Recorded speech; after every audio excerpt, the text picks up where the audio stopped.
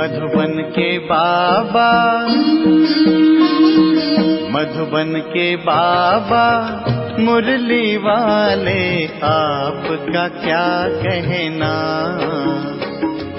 आपका क्या कहना। ओम शांति। आज 25 अगस्त 2026 के साकार मधुर महावाक्य हैं। आज मीठे मीठे बाप दादा बोले, मीठे बच्चे, बाप और वर्षे को याद करने में तुम्हारी कमाई भी है तो तंदुरुस्ती भी है, तुम अमर बन जाते हो। बाबा ने कहा, मीठे बच्चे, बाप और वर्षे को याद करने में तुम्हारी कमाई भी है तो तंदुरुस्ती भी है, तुम अमर बन जाते हो। बाबा ने आज प्रश्न पूछा कि हृदय को शुद्ध बनाने की सहज युक्ति कौन सी है। तो उत्तर में बाबा ने कहा, कहीं भी रहो, ट्रस्टी होकर रहो। हमेशा समझो कि हम शिव बाबा के भंडारे से खाते हैं। शिव बाबा के भंडारे का भोजन खाने वालों का हृदय शुद्ध होता जाता है। प्रवृत्ति में रहते अगर श्रीमत प्रमाण डायरेक्शन पर ट्रस्टी बनकर रहते तो वह भी शिव बाबा का भंडारा है। मन से सरेंडर हैं। ओम शांति। जन्म जन्मांतर आधा कल्प बच्चों ने सत्संग किए हैं। साधु संत पंडित आदि सब मनुष्यों का सत्संग होता है। यह कोई भी मनुष्य का सत्संग नहीं, इसको कहा जाता है रूहानी सत्संग। सुप्रीम रूह रूहों के साथ रूह रिहान अर्थात सत्संग करते हैं। यहाँ तुम कोई मनुष्य से नहीं सुनते हो, ना देवताओं से सुनते हो, तुम सुनते हो भगवान से। भगवान को हमेशा निराकार कहा जाता है और भगवान आते ही तब हैं जब बच्चों को भगवान भगवती बनाने के लिए पढ़ाना है। भगवान और भगवती का पद सिवाय भगवान के कोई दे न सके। तुम बच्चे जानते हो, कल्प कल्प संगम युग होता है तो निराकार भगवान आकर हमको ज्ञान देते हैं। यह भी सिर्फ तुम ही समझते हो, दूसरा कोई मुश्किल समझ सके।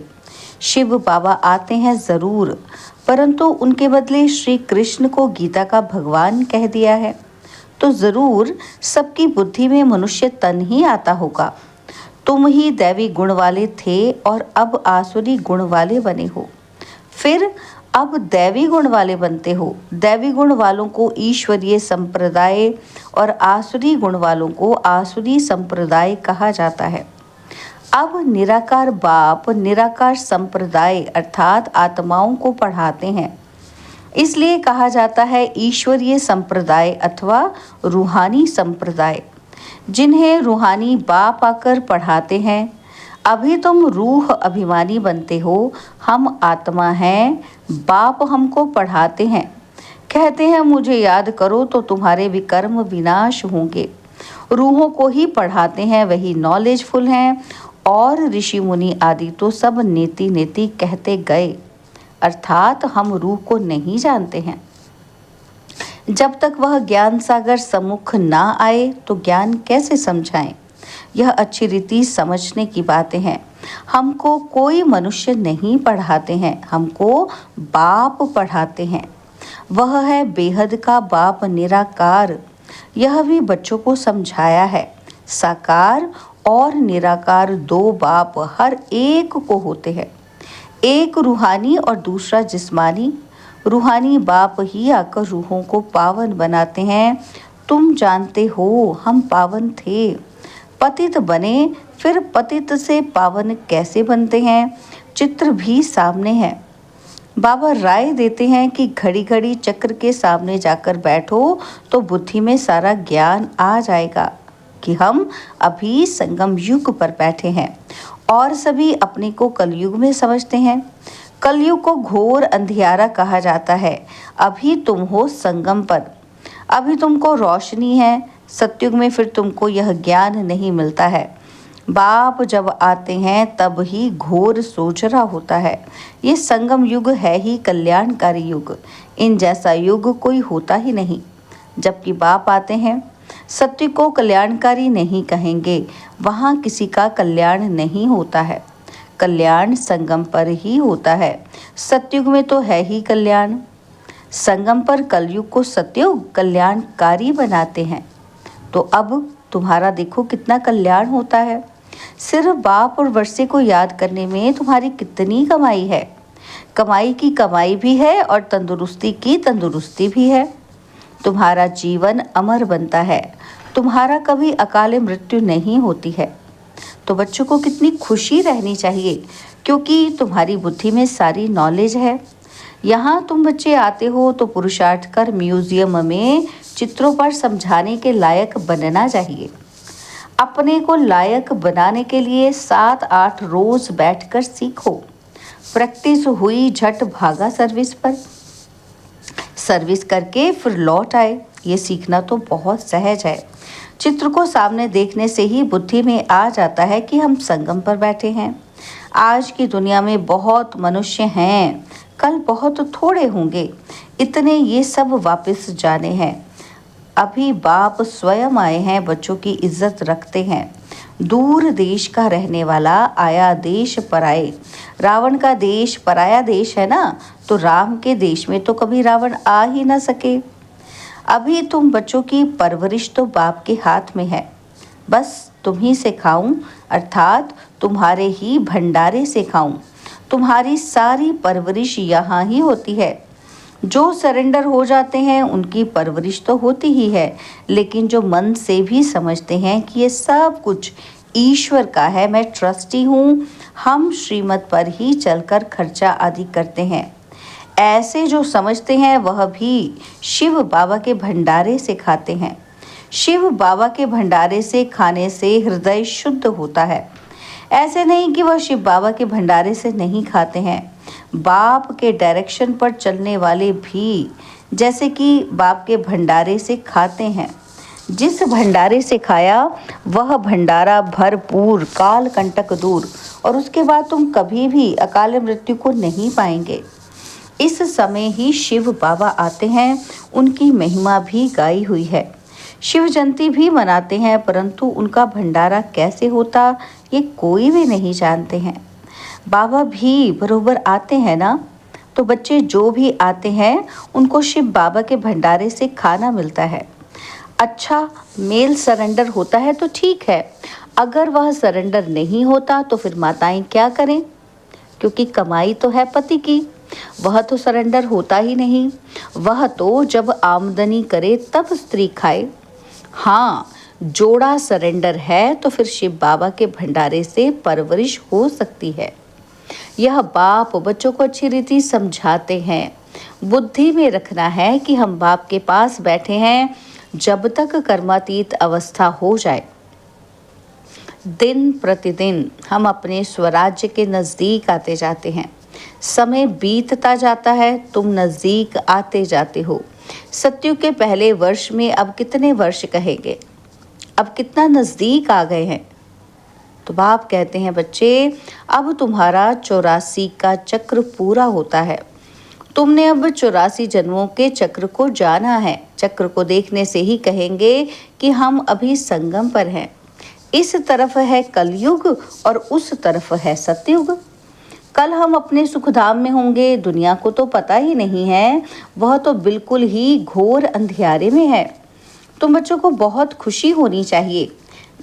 बेहद के बाप से हम 21 जन्म की कमाई करते हैं, सदा सुख का वर्षा पा रहे हैं, ये खुशी रहती है।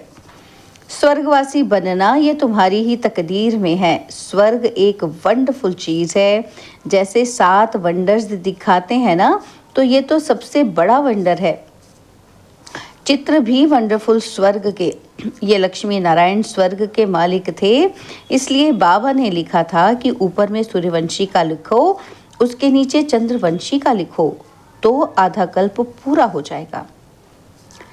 सूर्यवंशी चंद्रवंशी 1250 वर्ष, तो फिर लाखों वर्ष की तो बात ही उड़ जाए। ये वहाँ बाहुबल में कितना खर्चा होता है, और यहाँ शुरू से लेकर अंत तक कुछ भी खर्चा नहीं होता है।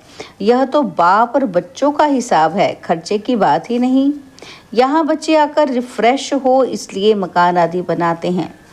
बच्चों का ही पैसा है, सो भी कितने दिन तो पास हो गए, बाकी थोड़े दिन हैं, खर्चा कुछ भी नहीं। तुम जीवन मुक्ति पाते हो बिगर कौड़ी खर्चे। इसमें सिर्फ मेहनत की बात है। भगवान को तो सब भक्त याद करते हैं, परंतु ये नहीं जानते कि भगवान कौन है। भगवान को ना जानने के कारण बहुतों को भगवान मान लेते हैं। अब तुम बच्चों को सच्चे बाप का परिचय देना है। तुम बच्चों को अथाह खुशी रहनी चाहिए। बेहद का बाबा हमको पढ़ाते हैं स्वर्ग का मालिक बनाने के लिए। बाबा आकर स्वर्ग की स्थापना और नरक का विनाश कराते हैं, इसलिए महाभारत लड़ाई भी साथ में है। हर 5000 वर्ष बाद यह चक्र फिरता है। बाप भी कल्प कल्प कल्प के संगम युगे आते हैं। गीता में उन्होंने फिर युगे युगे लिख दिया है, सो भी 5 युग हैं। 5 बार आए और फिर 24 अवतार, फलाना अवतार क्यों लिख दिया है? मनुष्य कितने यज्ञ तप तीर्थ आदि करते हैं, समझते हैं ये सब रास्ते भगवान से मिलने के हैं, परंतु भगवान के पास तो कोई भी जा ही नहीं सकते। आधा कल्प कितना माथा मारा है, जन्म जन्मांतर फेरे लगाए, ये किया, फिर भी बाप नहीं मिला। अभी बाप तुम बच्चों के कितना नजदीक है, तुमसे बात कर रहे हैं, तुमको समझा रहे हैं। तुम समझते हो कल्प कल्प हू बहू हम ऐसे मिलते हैं, जो कुछ बीता कल्प कल्प होगा वही दादा जौहरी होगा। फिर उसमें ही बाबा प्रवेश करेंगे और फिर वही बच्चे आकर बाप के बनेंगे और फिर से स्वर्ग का वर्षा लेंगे। यह बाप का तुम बच्चों के साथ अनादि अविनाशी पाठ कल्प कल्प ऐसे ही रिपीट होता रहता है। अच्छा, मीठे मीठे सिक्किलदे बच्चों प्रति माता पिता बाप दादा का याद प्यार और गुड मॉर्निंग। रूहानी बाप की रूहानी बच्चों को नमस्ते। हम रूहानी बच्चों की रूहानी बाप दादाजी को दिलवा जान सिकवा प्रेम से नमस्ते। ओम शांति। प्यारे बाबा, मीठे बाबा, मेरे बाबा, शुक्रिया बाबा, शुक्रिया बाबा, शुक्रिया। धारणा के लिए मुख्य सार है, पहला पॉइंट है, यह कल्याणकारी संगम युग है। इसमें हर बात में कल्याण है, कमाई ही कमाई है। बाप और वर्षे को याद कर 21 जन्म के लिए जीवन को अमर बनाना है। सेकंड पॉइंट है, प्रवृत्ति में रहते मन बुद्धि से सरेंडर होना है। श्रीमत पर खर्चा करना है, पूरा ट्रस्टी होकर रहना है। बाबा ने आज हमें वरदान दिया, सहयोग की शक्ति से असहयोगियों को सहयोगी बनाने वाले बाप समान परोपकारी भव। सहयोग की शक्ति से असहयोगियों को सहयोगी बनाने वाले बाप समान परोपकारी भव। सहयोगियों के साथ सहयोगी बनना ये कोई महावीरता नहीं है, लेकिन जैसे बाप अपकारियों पर उपकार करते हैं, ऐसे आप बच्चे भी समान बनो, बाप के समान बनो। कोई कितना भी असहयोगी बने, आप अपने सहयोग की शक्ति से असहयोगी को सहयोगी बना दो। ऐसे नहीं सोचो कि इस कारण से ये आगे नहीं बढ़ता है। कमज़ोर को कमज़ोर समझकर छोड़ ना दो, लेकिन उसे बल देकर बलवान बनाओ। इस बात पर अटेंशन दो तो सर्विस के प्लान रूपी जेवरों पर हीरे चमक जाएंगे, अर्थात सहज प्रत्यक्षता हो जाएगी। स्लोगन है, क्रोध का कारण है स्वार्थ व ईर्ष्या, यही चिड़चिड़ेपन की जड़ है, पहले इसे ही समाप्त करो। बाबा के अव्यक्त इशारे हैं, अपवित्रता के बीज को भी समाप्त कर संपूर्ण स्वच्छ बनो। पवित्रता फाउंडेशन है और फाउंडेशन का ब्रह्मचर्य व्रत धारण करना ये कॉमन बात है, लेकिन आगे बढ़ें हो तो बचपन की स्टेज नहीं है, अभी तो वानप्रस्थ स्थिति में जाना है। मैं ब्रह्मचारी तो रहता हूँ, पवित्रता तो है ही, सिर्फ इसमें खुश नहीं हो जाओ। मूल फाउंडेशन क्या है? अपने संकल्प को शुद्ध बनाओ, ज्ञान स्वरूप बनाओ, शक्ति स्वरूप बनाओ। तो संपूर्णता को आज की मुरली में दादी प्रकाश मणि जी के गुप्त पुरुषार्थ के लिए जो हमें ज्ञान मिला है, हम दादी जी के उस गुप्त पुरुषार्थ को समझेंगे, क्योंकि उनकी 19वीं पुण्य स्मृति दिवस पर ये विशेष धारणाएं हम बच्चों के लिए दादी जी के गुप्त पुरुषार्थ के बारे में तो सुनते हैं। पहली धारणा है कि दादी जी ने जब सब जवाबदारियां संभालते हुए लक्ष्य रखा। क्या लक्ष्य रखा? कि मुझे सर्वगुण संपन्न, सर्व कलाओं में संपन्न, निर्विकारिता में भी संपन्न बन संपूर्णता की मंजिल को प्राप्त करना ही है। और दूसरा दादी जी का लक्ष्य था, पुरुषार्थ था, दादी जी ने मन वचन कर्म से डबल अहिंसक बन सबको सुख दिया और सुख लिया। मनसा से भी किसी आत्मा को न दुख दिया न दुख लिया।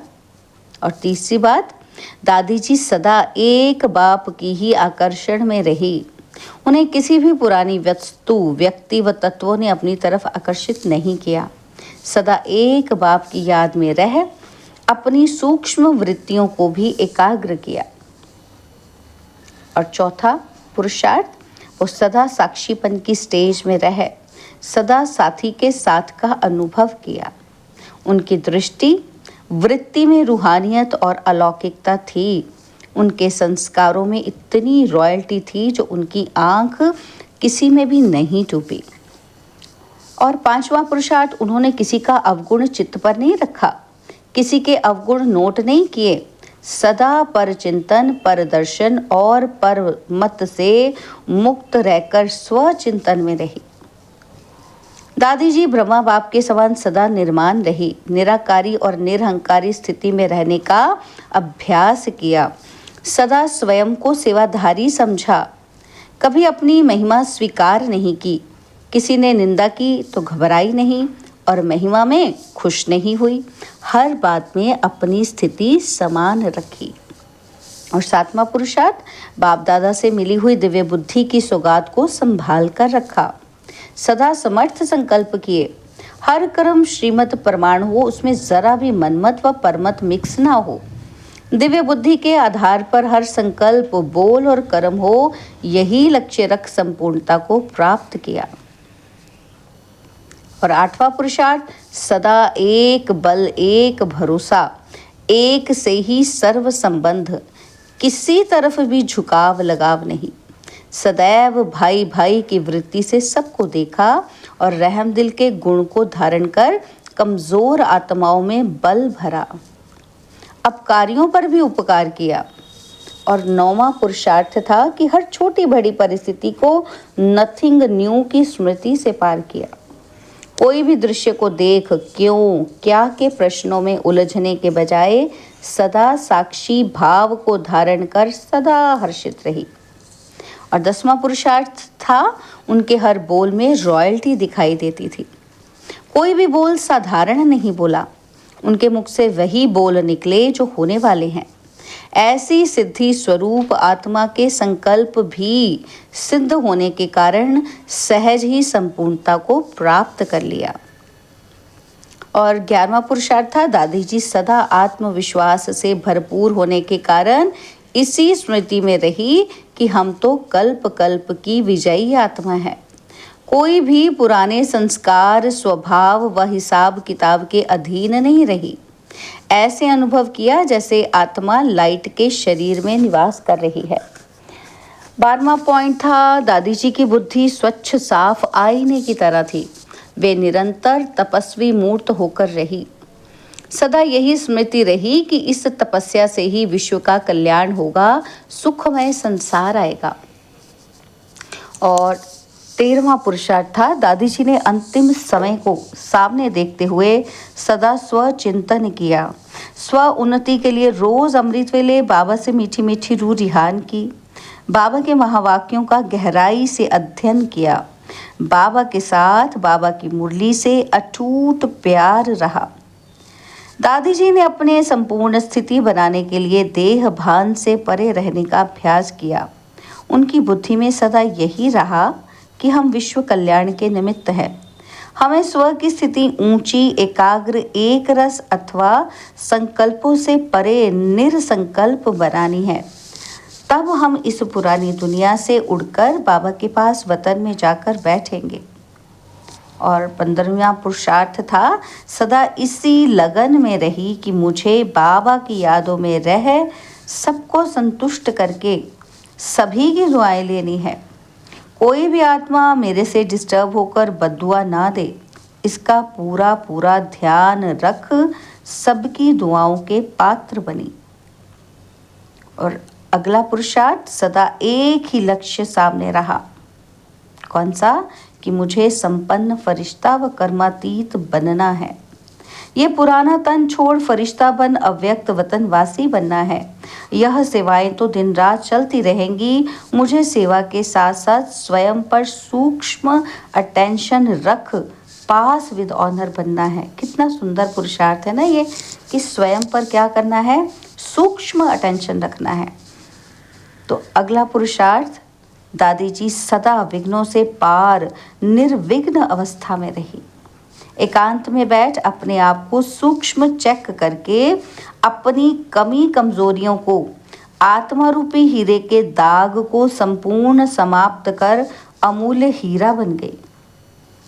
और अगला पुरुषार्थ, स्वयं को संपूर्ण पावन लाइट माइट से संपन्न बनाने के लिए आंतरिक वैराग्य वृत्ति द्वारा सब बातों से उपराम रह अपनी सूक्ष्म दृष्टि वृत्ति को संपूर्ण पावन बनाया। पुराने संस्कारों की प्रकृति को पराजय कर प्रकृति जीत बन बाबा की गोद में समा गई। 19वां पॉइंट, मैं बाबा की हूँ, मुझे बाबा के समान संपूर्ण बनना ही है। इसलिए सूक्ष्म देह अभिमान को, स्वयं के संस्कारों को, मान शान व महिमा को, बुद्धि व आदतों को संपूर्ण समर्पण किया और बाप समान अव्यक्त वतनवासी बन गई। अच्छा, ओम शांति।